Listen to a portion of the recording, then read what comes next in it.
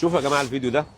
السلام عليكم، انا السويسي. الاكونت ال 8 مليون و400 زي ما انتم شايفين اتحظر. احنا في جندوفلي حابين نقول لك يا سويسي قدر الله ما شاء فعل، احنا اللي بنعمل اكونتات مش الاكونتات اللي بتعملنا، واذا كان في حد عمل لك بلوك او قفل لك الصفحه بتاعتك فمش هيقدر يشيل محبتك من قلوبنا. انت وقفت جنبنا كتير، ومش عشان احنا مطعم وكيان كبير فاحنا هنستحي ان احنا ندعمك، لا احنا بندعمك وبنقف جنبك في محنتك وبنرد لك جزء ولو صغير.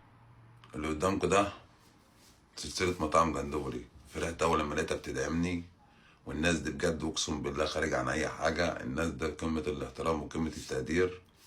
انا اتواصلت معاهم في مره زمان، كان يعني عاوزين يعملوا معايا شغل على ارض الواقع مش على السوشيال ميديا خالص. كنا هنعمل شغل في طنطا بلدنا على ارض الواقع، بس يعني انا اتمنى ما بنزلش ولا بروح وباجي، فما حصلش نصيب. الناس دي محترمه، وكل الشكر والتقدير ليكم والحمد لله.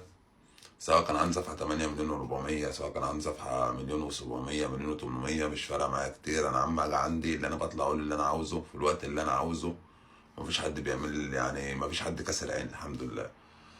فالحمد لله والشكر ليك يا رب.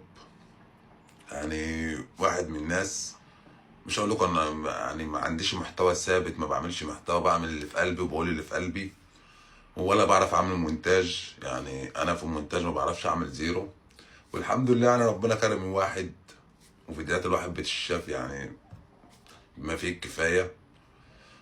فساعات بيكون ربنا نعم عليك بنعمه، فانت تحمد ربنا عليها، وانا حامد ربنا عليها جامد.